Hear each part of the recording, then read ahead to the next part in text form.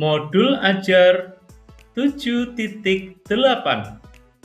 Topik keberagaman lingkungan sekitar.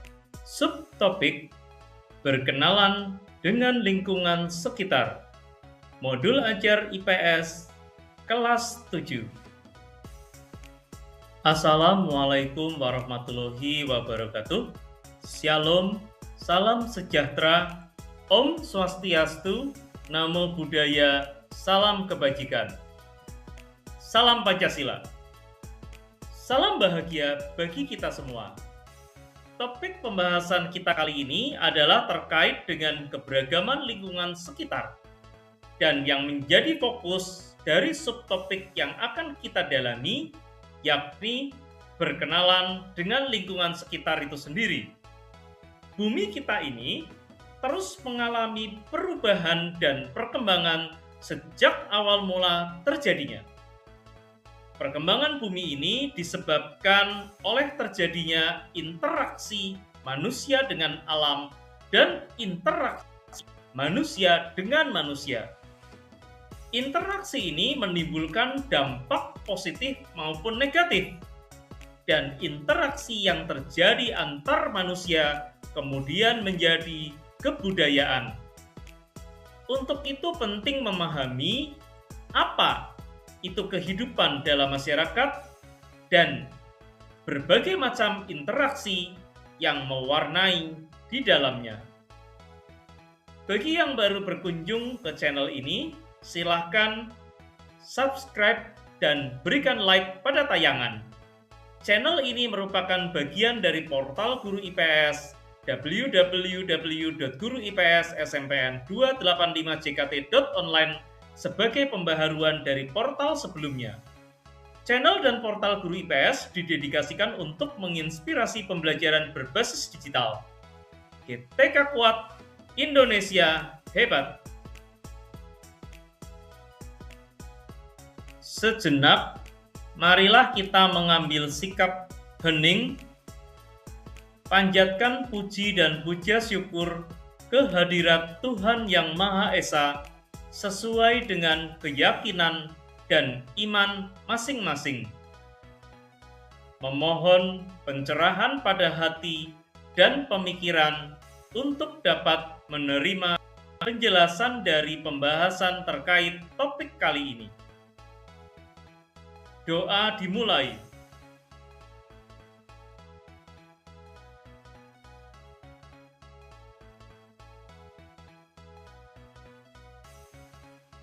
Doa selesai.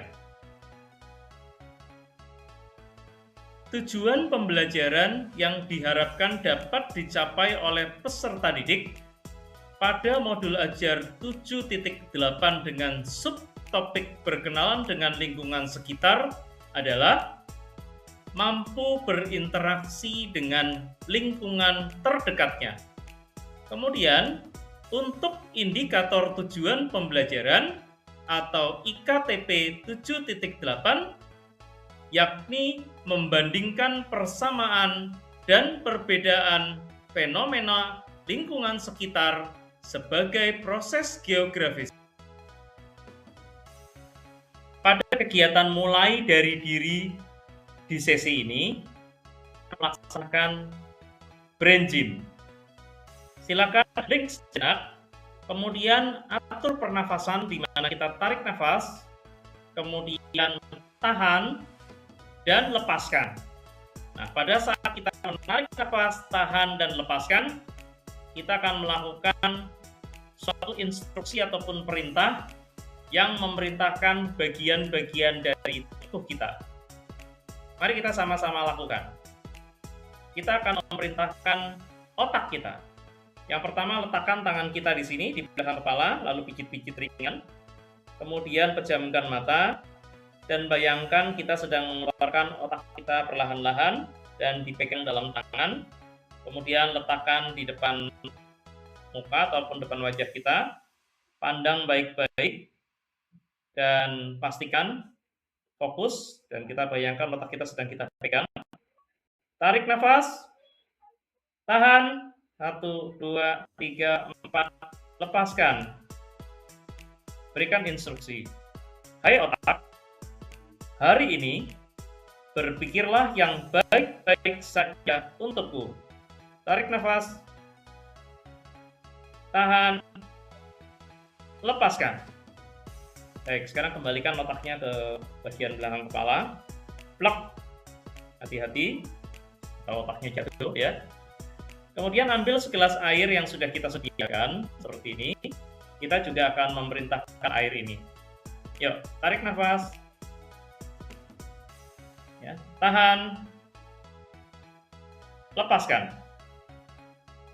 Lalu perintahkan, instruksikan. Hai air, berikanlah kesegaran pada tubuhku hari ini.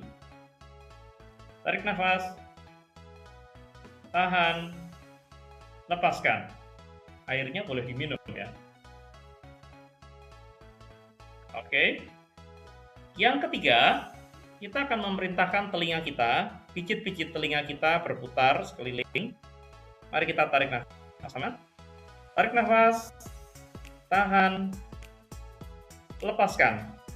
Hai telinga, hari ini dengarlah yang baik-baik saja untukku. Tarik nafas, tahan, lepaskan. Yang terakhir adalah memerintahkan mata kita. Buatlah angka 8 terbalik dengan ibu jari kita seperti ini. Ya, semampu kalian. Dan angka 8 ini betul-betul diperhatikan, letakkan di depan wajah. Perhatikan ibu jarinya, bentuk angka 8, terserah seperti apa. Ya, perputarannya, yang penting angka 8 tidur. Yuk, sambil tarik nafas,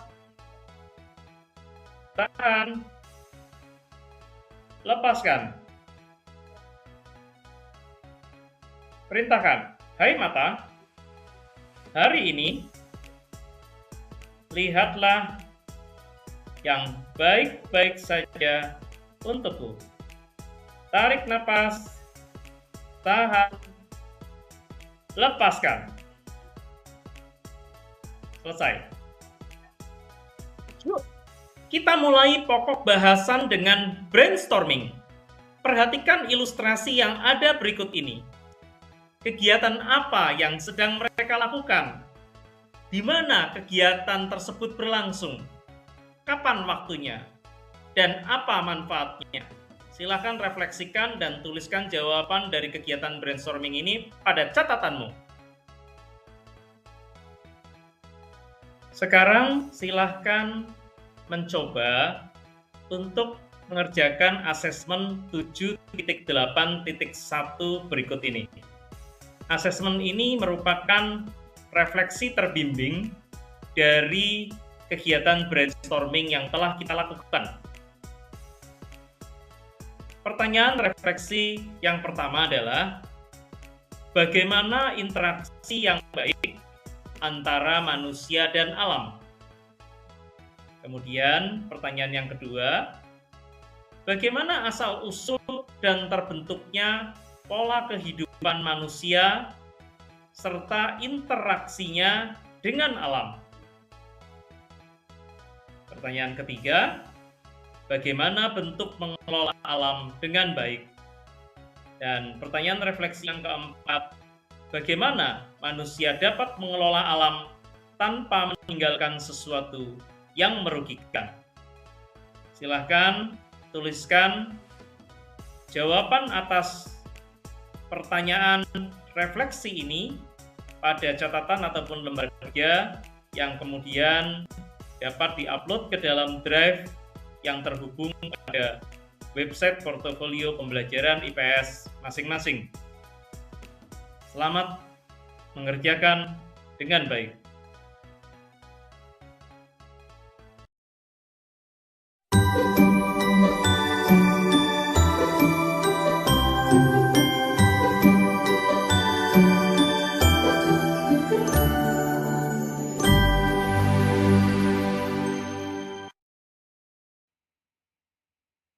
Mari kita berkenalan dengan alam. Kita kembali ke masa di mana bebatuan peninggalan manusia sebelum mengenal aksara atau tulisan, yakni pada zaman praaksara. Zaman praaksara, manusia menggunakan benda-benda yang ada di sekitarnya. Kehidupan sehari-hari masih sangat primitif. Nah, sekarang coba amati gambar yang tersaji pada halaman ini. Kemudian, setelah mengamati, carilah tahu, adakah perbedaan di antara bebatuan tersebut dan apa kegunaan dari bebatuan tersebut.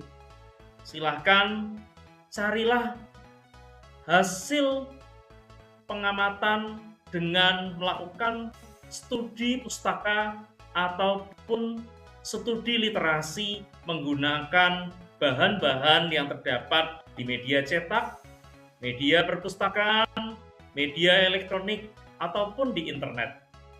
Dan kemudian setelah memperoleh hasil jawaban dari pengamatanmu itu, silakan dapat dituliskan pada catatanmu. Ini untuk awal dari kegiatan pembelajaran kita, yaitu berkenalan dengan alam. Selanjutnya, silakan lanjutkan dengan kegiatan ruang kerja kolaborasi. Bentuklah satu kelompok atau satu grup berisi 3 sampai dengan 4 orang secara bebas, secara acak, namun bertanggung jawab. Kemudian buatlah satu esai atau infografis yang berisi poin-poin berikut. Poin yang pertama dari esai atau infografis adalah berisikan penjelasan tentang praaksara. Poin yang kedua berisi proses pembentukan bumi. Poin yang ketiga, bagaimana makhluk hidup dapat muncul pada masa awal pembentukan bumi.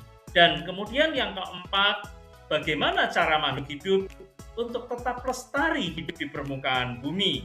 Dan poin yang kelima, hikmah apa yang diperoleh dari proses pembentukan bumi dengan isu pemanasan global dan kerusakan bumi.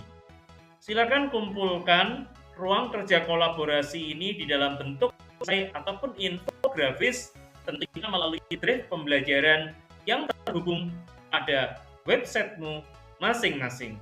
Selamat mencoba.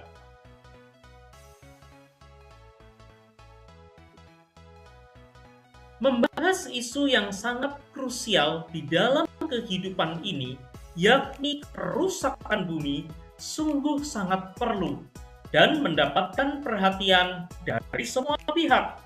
Elemen masyarakat termasuk kita semua, struktur tatanan masyarakat dari struktur terkecil hingga terbesar harus bersatu padu memberikan perhatian besar pada isu ini.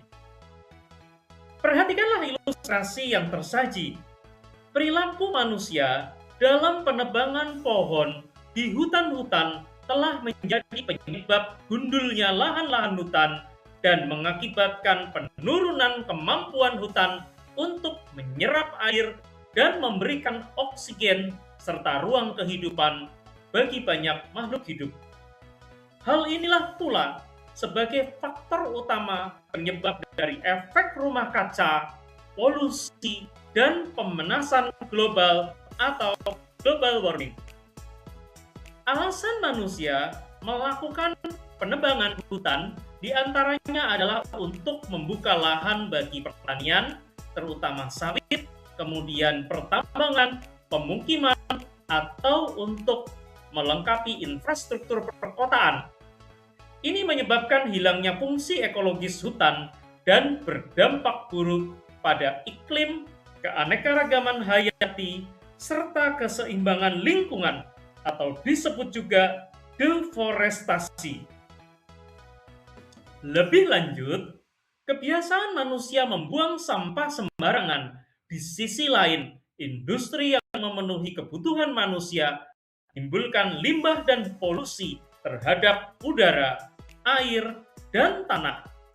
Hutan yang mampu melakukan pencegahan dan meminimalisir polusi kehilangan kemampuan untuk melakukan pengurangan ataupun mencegah polusi udara. Keseluruhan perilaku inilah yang menjadi penyebab bumi kita yang semakin tua ini menjadi rusak.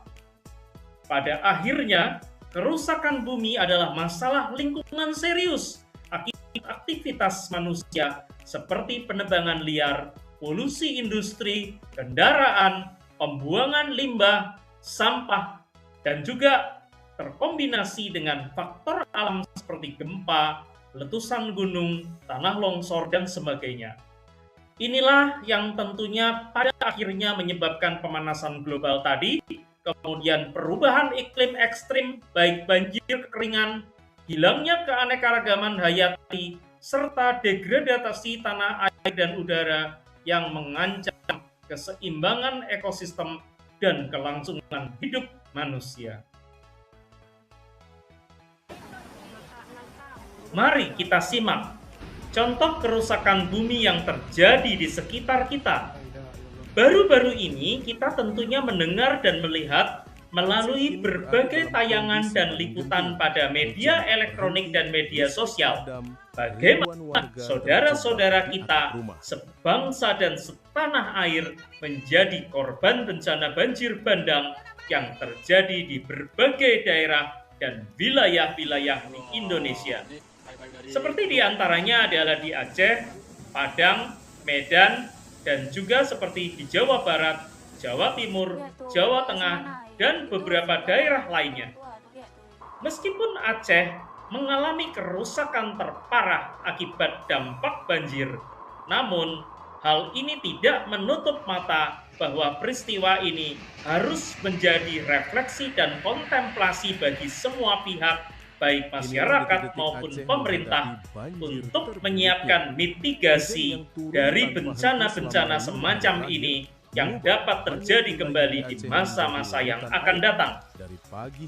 Dan hasil analisa penyebab banjir diantaranya ternyata faktor utama adalah kerusakan alam yang juga dipicu oleh kombinasi dari faktor cuaca ekstrim, yakni curah hujan yang sangat tinggi. Selain itu, degradasi lingkungan yang parah akibat deforestasi jangka panjang, yaitu pembukaan lahan hutan melalui penggundulan dan penebangan pohon, menjadi kerusakan hutan yang mempengaruhi terjadinya ketidakseimbangan cuaca dan iklim, serta kerusakan-kerusakan lahan di daerah aliran sungai ataupun das. Inilah yang tentunya perlu menjadi bahan refleksi dan renungan kita bersama agar bangsa ini dapat bersama-sama menghadapi permasalahan kerusakan alam, terutama yang terjadi di negeri kita sendiri. Mari kita bersama-sama simak tayangan yang ada, dan kemudian semoga tayangan ini juga dapat membuka hati kita untuk dapat berperilaku bijak terhadap menjaga keseimbangan ekosistem lingkungan dan alam yang menjadi tanggung jawab kita bersama-sama. Kurangnya nggak takut deh, karena udah biasa ini kan yang masuk kenapa juga kan.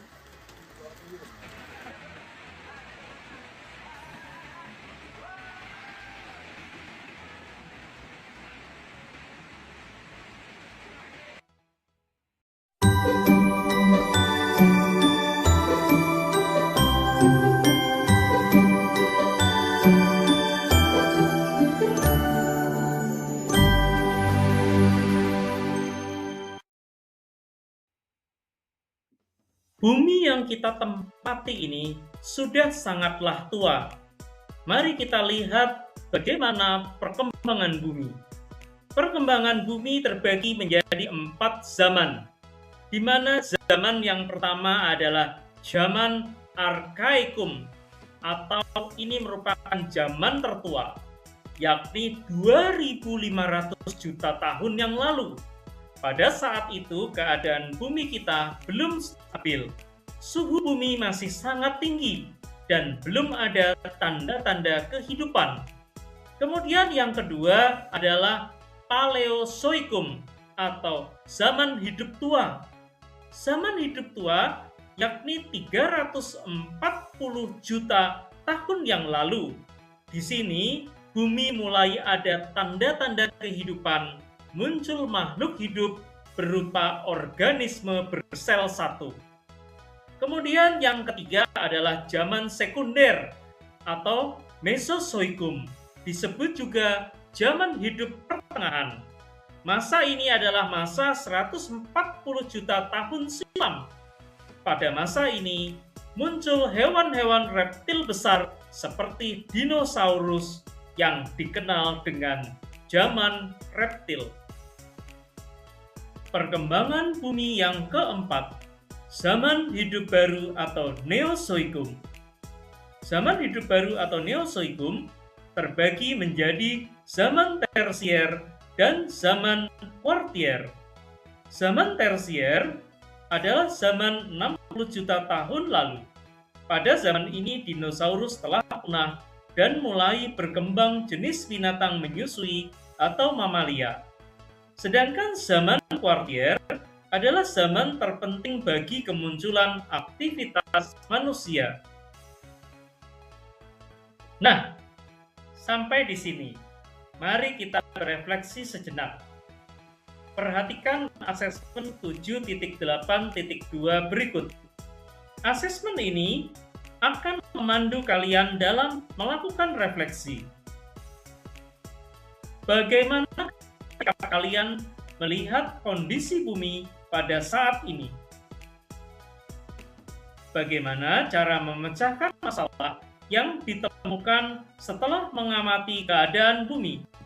Silakan berikan penjelasannya dalam bentuk bebas yang dituangkan ke dalam catatan atau lembar kerjamu, kemudian upload ke dalam drive portofolio pembelajaranmu, dan publikasikan pada website pembelajaran masing-masing. Selanjutnya, perhatikan ilustrasi berikut. Ilustrasi yang ada merupakan gambaran interaksi manusia dengan alam. Interaksi manusia dengan alam adalah hubungan timbal balik di mana manusia bergantung pada alam untuk kebutuhan hidupnya dan alam dipengaruhi oleh aktivitas manusia.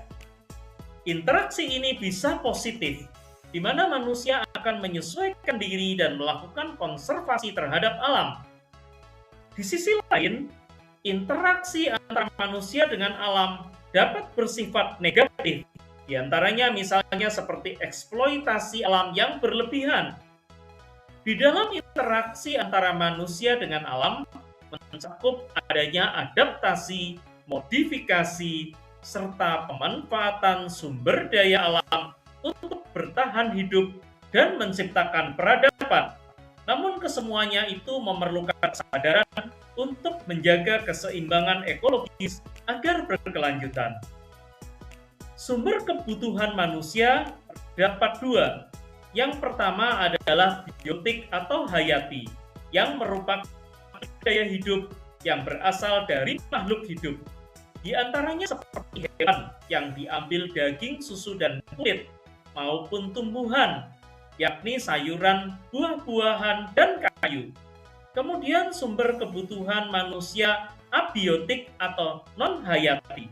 Ini adalah sumber daya tidak hidup yang berasal dari benda mati, seperti air, udara, tanah, mineral, dan bahan bakar fosil. Kembali lagi kepada jenis-jenis interaksi antara manusia dan alam. Jenis-jenis interaksi tersebut meliputi yang pertama, menyesuaikan diri dengan alam atau adaptasi. Di sini, manusia akan mengubah perilaku atau kegiatannya agar sesuai dengan kondisi alam.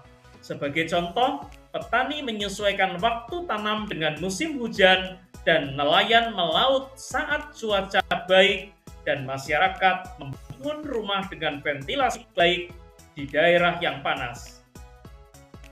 Interaksi kedua antara manusia dengan alam, di mana manusia memiliki kecenderungan mendominasi atau memodifikasi alam. Manusia biasanya akan berusaha mengubah alam untuk keuntungan mereka dengan menggunakan teknologi. Sebagai contoh, membuat hujan buatan, membangun irigasi, membangun gedung pencakar langit, dan sistem pendingin ruangan. Jenis interaksi yang ketiga antara manusia dengan alam adalah pemanfaatan sumber daya alam. Manusia akan mengambil dan menggunakan kekayaan alam untuk kebutuhan hidup. Sebagai contoh, manusia mengambil air di sungai untuk minuman atau irigasi. Kemudian manusia juga menambang logam dan minyak untuk memproduksi kendaraan bermotor ataupun bahan bakarnya. Dan juga manusia dapat mengolah hutan dari pohon-pohon yang kemudian menghasilkan kapas serta kayu, kemudian selanjutnya dijadikan furniture, dan juga kekayaan alam ini oleh manusia dikelola untuk dijadikan pariwisata alam atau ekowisata edukatif. Kemudian dampak interaksi. Dampak interaksi antara manusia dengan alam mempunyai dampak positif. Dampak positifnya diantaranya adalah adanya reboisasi atau penanaman kembali dan penghijauan. Kemudian pengelolaan sampah yang baik, pemanfaatan energi terbarukan melalui matahari dan angin, serta menjadikan alam sebagai objek wisata edukatif, misalnya rafting dan ekowisata. Sedangkan dampak negatifnya adalah pencemaran air, pencemaran udara, pencemaran tanah, serta limbah industri dan sampah. Di sisi lain, dampak negatif juga adanya perubahan penggunaan lahan, deforestasi, perburuan liar, dan dampak perubahan iklim akibat emisi karbon. Maka kesemuanya ini penting, di mana manusia harus menjaga interaksi secara seimbang. Interaksi yang harmonis antara manusia dengan alam, di mana manusia sepenuhnya bergantung pada alam untuk sumber daya, seperti air, udara bersih, dan makanan. Tanpa keseimbangan, maka kerusakan lingkungan dapat mengancam keberlangsungan hidup manusia. Untuk itulah kesadaran ekologis dan praktik berkelanjutan sangat dibutuhkan di tengah-tengah masyarakat, dan hal ini tentunya dimulai dari kita.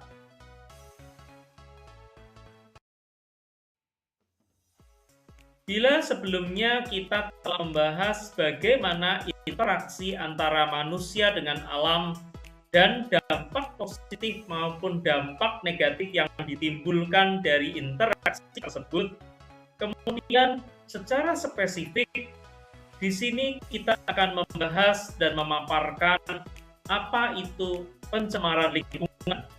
Pencemaran lingkungan terdapat 3 jenis, di mana adalah pencemaran tanah, kemudian pencemaran udara, dan pencemaran air. Pencemaran tanah, tanah kehilangan komponen penting sebagai daya dukungnya. Penggunaan pestisida yang berlebihan, serta pembuangan limbah industri ke tanah, maka akan berdampak di mana tanah tidak produktif untuk aktivitas pertanian dan mempengaruhi ketahanan pangan. Kemudian untuk pencemaran udara. Pencemaran udara terjadi karena emisi gas yang dihasilkan selama proses pembakaran sehingga menghasilkan gas karbon dioksida CO2 yang tinggi di lapisan udara bumi atau atmosfer. Dan tentunya ini berdampak terciptanya efek rumah kaca. Akumulasi emisi gas mengakibatkan pancaran panas matahari terperangkap di lapisan udara bumi, sehingga terjadilah kenaikan suhu di permukaan bumi. Kemudian yang berikutnya adalah pencemaran air. Pencemaran air terjadi karena tingginya konsentrasi zat berbahaya di dalam air yang berakibat pencemaran. Hal ini terjadi karena penggunaan bahan peledak untuk menangkap ikan serta pembuangan limbah industri yang dilakukan secara sembarangan. Padahal, peran air sangat berguna bagi kehidupan manusia, di antaranya untuk memasak, mencuci, mandi, dan sebagainya. dampak dari pencemaran terhadap air maka berpengaruh terhadap kesehatan, berkurangnya ketersediaan air bersih, dan mengganggu keseimbangan ekosistem air.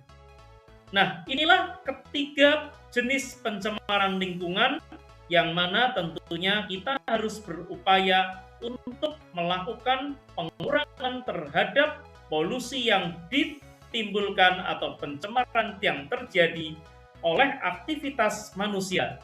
Setidak-tidaknya, manusia dapat meminimalisir sehingga pencemaran yang terjadi terhadap air, udara, dan tanah dapat diatasi dan dicegah secara preventif. Asesmen 7.8.3. Asesmen ini merupakan asesmen pengamatan dan asesmen rekomendasi.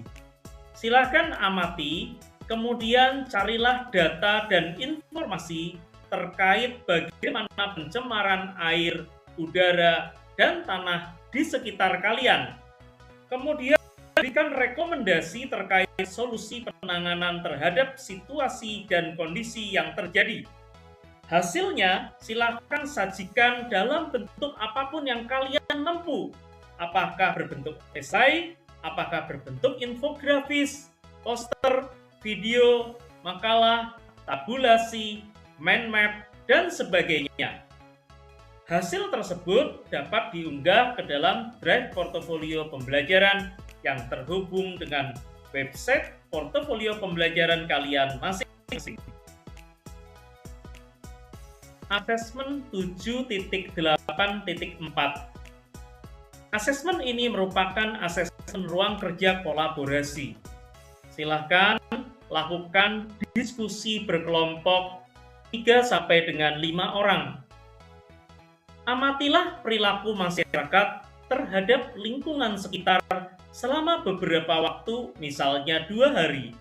Catat ke dalam jurnal dan uraikan temuan dari perilaku dan masalah yang muncul beserta dampaknya. Selanjutnya, buatlah rencana tindak lanjut atau aksi nyata untuk menangani masalah tersebut. Kumpulkan melalui drive pembelajaran serta terhubung pada website portofoliomu masing-masing.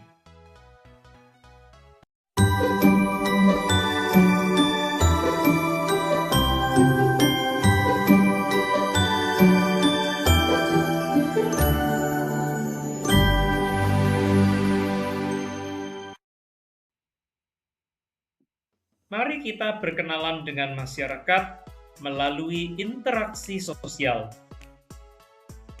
Interaksi sosial merupakan proses dalam bertindak dan bereaksi dengan keberadaan orang-orang di sekitar kita. Melewati seseorang di jalan atau bertegur sapa dengan teman di setiap aktivitas sehari-hari merupakan bentuk dari interaksi sosial. Alasan penting mempelajari interaksi sosial adalah rutinitas sehari-hari kita dengan interaksi yang hampir konstan sama dengan orang lain memberikan struktur dan bentuk apa yang kita lakukan dan kita dapat belajar tentang diri kita sebagai makhluk sosial dan kehidupan sosial. Alasan yang kedua, studi tentang kehidupan sehari-hari akan mengungkapkan bagaimana manusia dapat bertindak secara kreatif untuk membentuk realitas. Dan alasan yang ketiga, mempelajari interaksi sosial dalam kehidupan sehari-hari, kemudian menyoroti sistem dan institusi sosial yang lebih besar, semuanya bergantung pada pola interaksi sosial yang kita lakukan sehari-hari. Syarat terjadinya interaksi sosial adalah adanya kontak sosial dan komunikasi. Kontak sosial merupakan keterlibatan seseorang dan individu lain atau antar kelompok, baik secara fisik maupun secara verbal. Untuk secara fisik tentunya terdapat pertemuan secara langsung, sedangkan secara verbal yakni percakapan debat, kuliah, pidato, dan seminar. Kontak dapat terjadi dengan perantara dan alat telekomunikasi baik berupa telepon, telepon seluler, ataupun smartphone. Kemudian untuk kontak langsung primer. Kontak langsung primer adalah kontak secara langsung tatap muka, tanpa perantara, dan contohnya adalah memberikan sapaan kepada orang lain, berjabat tangan, berbincang, dan berdiskusi.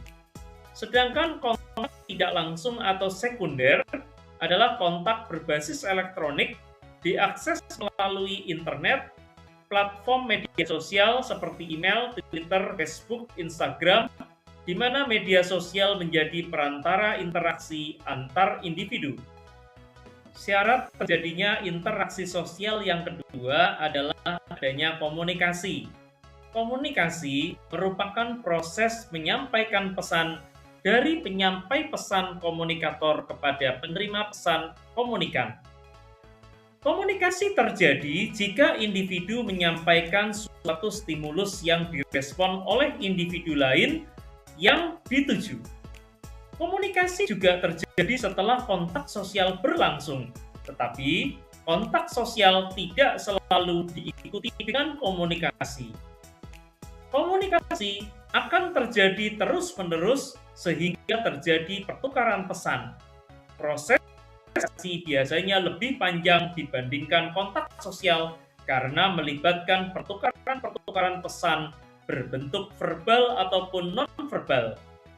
Berbentuk verbal, komunikasi bisa berbentuk kata-kata dan melalui pembicaraan, diskusi, melalui mimik, ekspresi wajah, gestur, atau gerak tubuh. Dan bahasa tubuh tentunya dapat menyampaikan pesan yang tidak sesuai dengan kata-kata. Salah satu aspek utama komunikasi adalah ekspresi wajah dan emosi. Nah, selanjutnya silakan berkarya pada asesmen 7.8.5 melalui ruang karya. Jelaskan bagaimana syarat interaksi sosial dapat tetap terpenuhi walaupun kedua pihak belum pernah bertemu. Minimal, tuliskan dalam 100 kata, boleh ditambahkan gambar penjelas. Cara untuk menjelaskan dapat menggunakan model esai, video rekaman, mind map, ataupun gambar sesuai imajinasimu. Seperti biasa, silakan upload ke dalam website portofolio pembelajaranmu. Terdapat dua bentuk interaksi sosial, yaitu interaksi sosial asosiatif dan interaksi sosial disosiatif. Interaksi sosial asosiatif merupakan bentuk interaksi sosial yang positif dan mengarah pada kesatuan. Interaksi sosial ini berkembang karena adanya interaksi positif yang berlangsung antar pelaku hubungan sosial asosiatif. Sebagai contoh dari interaksi sosial asosiatif, diantaranya adalah kerjasama, akomodasi, asimilasi, dan akulturasi. Kemudian bentuk interaksi sosial yang kedua adalah disosiatif, yakni interaksi yang memiliki hasil akhir negatif. Interaksi ini berujung perpecahan antar individu maupun kelompok. Interaksi ini berkembang dan karena terdapat suatu perselisihan atau kompetisi dari para pelaku yang melakukan hubungan disosiatif. Contohnya adalah persaingan, kontravensi, dan pertentangan atau konflik sosial.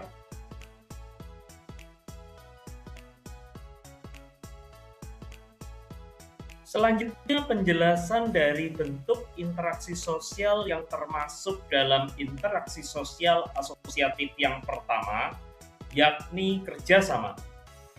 Ini merupakan suatu kegiatan atau usaha yang dilakukan oleh beberapa orang untuk mencapai tujuan bersama.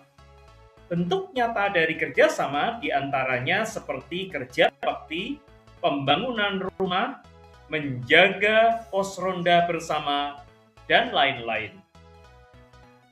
Kemudian yang termasuk dalam bentuk interaksi sosial asosiatif kedua adalah akulturasi. Ini merupakan terjadinya percampuran dua kebudayaan atau lebih yang saling mempengaruhi. Sebagai contoh, hadirnya Masjid Cengho di tengah masyarakat dengan gaya ornamen Tionghoa merupakan perpaduan dua kebudayaan. Dan bentuk interaksi sosial asosiatif ketiga adalah akomodasi. Akomodasi merupakan kegiatan atau usaha manusia untuk meredakan pertentangan melalui pendekatan dan penyelesaian diri. Contohnya adalah dua kelompok masyarakat adat yang berselisih atau bertikai duduk bersama mencapai kesepakatan melalui musyawarah mufakat dengan berkumpul dalam satu lokasi, kemudian membicarakan bagaimana mereka dapat menyelesaikan permasalahan yang muncul di antara dua kelompok masyarakat adat tersebut. Kemudian bentuk interaksi sosial asosiatif yang keempat, yaitu asimilasi. Asimilasi merupakan suatu usaha untuk mengurangi perbedaan-perbedaan yang ada dalam kelompok manusia. Sebagai contoh adalah pernikahan beda suku yang menghasilkan satu keluarga dengan budaya baru yang lebih menyatu. Contoh dalam ilustrasi adalah pernikahan orang dari luar negeri dengan masyarakat lokal di Indonesia. Jadi sekarang kita telah mengetahui bahwa terdapat dua bentuk besar dari interaksi sosial, yakni interaksi sosial asosiatif yang mengarah kepada hal-hal positif atau bersifat positif, dan yang kedua adalah interaksi sosial yang bersifat negatif atau disebut interaksi sosial disosiatif. Kemudian yang termasuk di dalam interaksi sosial asosiatif diantaranya adalah kerjasama, akomodasi, akulturasi, dan asimilasi. Sedangkan yang termasuk di dalam interaksi sosial disosiatif adalah persaingan, kontravensi, pertentangan, atau konflik sosial. Lebih lanjut, turunan dari bentuk interaksi sosial asosiatif untuk bentuk sosial kerjasama dan akomodasi masih terbagi menjadi beberapa bentuk. Untuk bentuk-bentuk dari interaksi sosial kerjasama, diantaranya terdapat bargaining. Bargaining merupakan perjanjian untuk pertukaran barang atau jasa di antara organisasi-organisasi baik dua pihak atau lebih. Kemudian yang masih masuk di dalam kerjasama, yang kedua adalah coalition atau koalisi. Merupakan penggabungan antara organisasi baik dua atau lebih yang berusaha dalam mencapai tujuan bersama yang telah disepakati. Yang ketiga, joint venture, yaitu pendirian ataupun penyelesaian dalam suatu proyek-proyek yang telah dirancang sebelumnya. Yang keempat, cooptation atau kooptasi, yaitu penerimaan suatu unsur yang baru dalam suatu kepemimpinan baru di dalam suatu organisasi atau aktivitas politik. Nah, selanjutnya untuk bentuk interaksi sosial asosiatif yang kedua yaitu akomodasi, meliputi diantaranya toleration atau toleransi, merupakan bentuk akomodasi tanpa persetujuan bersama. Berikutnya ada coercion atau koersi, merupakan bentuk akomodasi yang prosesnya dilaksanakan secara paksaan di mana salah satu pihak menguasai pihak lainnya. Berikutnya ada arbitration atau perwasitan, merupakan bentuk penyelesaian masalah melalui pihak ketiga apabila masing-masing pihak yang bertentangan tidak mampu menyelesaikan sendiri. Dan berikutnya ada mediation atau mediasi. Nah, mediasi itu merupakan penyelesaian sengketa yang menyerupai arbitration. Di sini pihak yang ketiga bersifat hanya sebagai perantara, tidak mempunyai kewenangan untuk mengambil prakarsa. Dan yang terakhir adalah conciliation atau konsiliasi, merupakan usaha untuk mempertemukan keinginan pihak-pihak yang berselisih agar tercapai persetujuan bersama. Selanjutnya, penjelasan dari bentuk interaksi sosial yang termasuk dalam interaksi sosial disosiatif. Yang pertama adalah persaingan. Usaha yang dilakukan oleh individu atau kelompok untuk menunjukkan keunggulannya masing-masing merupakan contoh dalam persaingan. Dan bentuk nyatanya adalah seperti pertandingan olahraga yang memperebutkan predikat terbaik. Ini juga termasuk di dalam persaingan pada pekerjaan ataupun dalam sekolah. Yang kedua, konflik atau pertentangan merupakan pertikaian yang lebih terbuka karena perbedaan paham, kepentingan, atau budaya.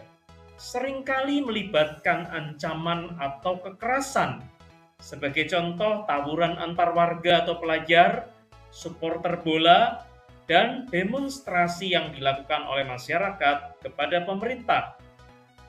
Dan berikutnya adalah kontravensi. Kontravensi merupakan sikap menentang atau perasaan tidak suka yang disembunyikan. Berada di antara persaingan dan konflik, seringkali muncul sikap ketidaksopanan.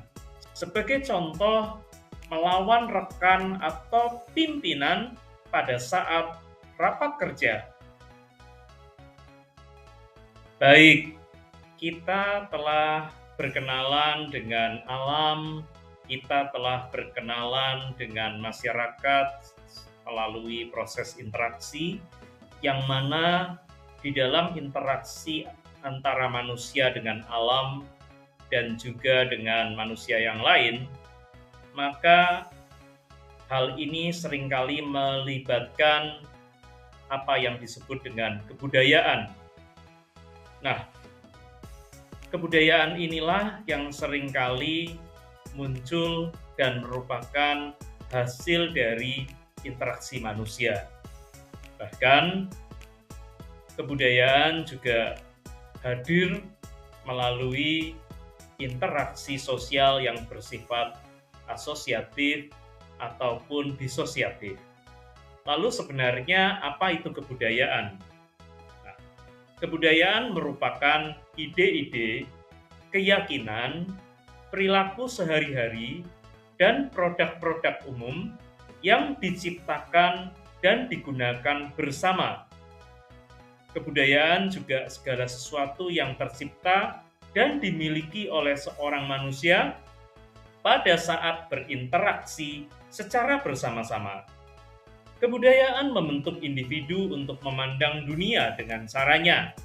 Kebudayaan dunia sangat bervariasi, baik budaya industri barat, budaya Timur Tengah, budaya Korea Selatan, budaya Indonesia, dan sebagainya. Cara-cara hidup masing-masing budaya tampak normal dan lebih baik bagi sebagian orang. Namun, ada kebudayaan lain yang berbeda di seluruh permukaan bumi dan normal atau lebih baik untuk sebagian besar orang lain.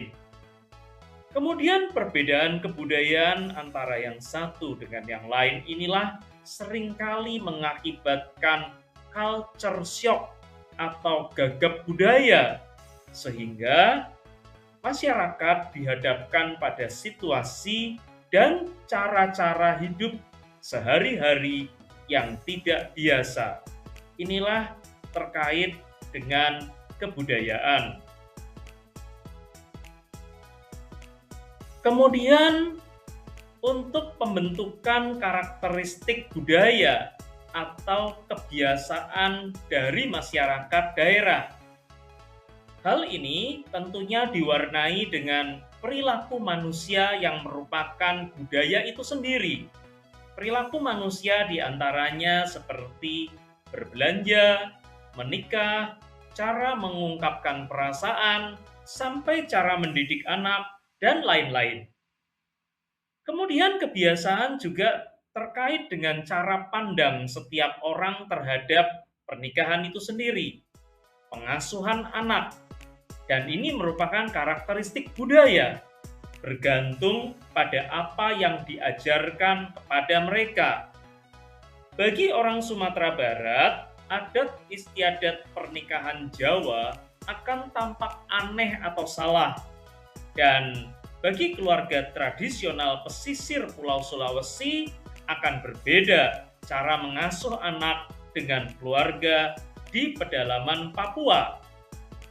Kemudian mengenai aturan-aturan adat istiadat yang tidak tertulis, tentunya akan membantu orang merasa aman dan normal dalam menjalani aktivitas sehari-hari dengan percaya diri, dan perilaku mereka tentunya tidak dapat diganggu berdasarkan kebiasaan kelompoknya masing-masing.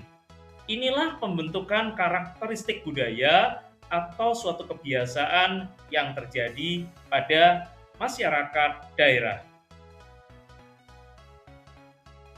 Silakan dikerjakan asesmen 7.8.6 yang merupakan asesmen terakhir dari modul ajar 7.8. Asesmen ini adalah seputar kesopanan budaya dan interaksi sosial. Perhatikan baik-baik instruksi di dalamnya. Yang pertama adalah tuliskan, gambarkan beberapa contoh perilaku sederhana yang menunjukkan kesopanan budaya. Yang kedua, buatlah jurnal harian interaksi sosial dengan menuliskan aktivitas harian selama 1 minggu, yang mana jurnal harian interaksi sosial ini berisikan poin-poin, di antaranya adalah berinteraksi dengan siapa saja dari bangun tidur sampai menjelang tidur. Kemudian bentuk-bentuk proses interaksi sosial apa yang telah dilakukan selama 1 minggu tersebut. Dan evaluasi serta simpulkan proses interaksi yang terjadi, kemudian tuangkan dalam jurnal harian, baik berbentuk esai, ataupun tabulasi, ataupun mind map, ataupun karya lainnya. Nah, tugas ini silakan untuk seperti biasa dapat diunggah pada drive portofolio pembelajaran, dan kemudian drive tersebut tentunya terhubung pada website portofolio pembelajaran IPS-mu. Sebagai kesimpulan, refleksi, dan penutup dari modul ajar IPS 7.8 dengan materi berkenalan dengan lingkungan sekitar atau masyarakat, berikan kesimpulan apa yang dapat diambil dari materi tersebut, dan pengetahuan apa saja yang telah kamu peroleh. Sikap apa yang dapat kamu kembangkan dalam berinteraksi sosial sehari-hari. Kemudian, tentunya ungkapkan rasa syukurmu akan kebaikan Tuhan atas perkembangan bumi ini, kehidupan, budaya, dan interaksi sosial yang telah kamu alami dalam perjalanan hidupmu. Silakan kamu juga dapat mengunggah di dalam drive portofolio pembelajaranmu, dan juga tentunya terhubung pada website portofolio pembelajaranmu. Selamat mengerjakan dan sampai jumpa kembali pada modul ajar 7.9. Salam. Mahalnya harga si batu bacan, bacan dibeli hijau warnanya, salam penutup saya ucapkan, semoga selalu dalam perlindungannya. Kelas Digital IPS, tetap semangat, raih prestasi, namun tetap rendah hati.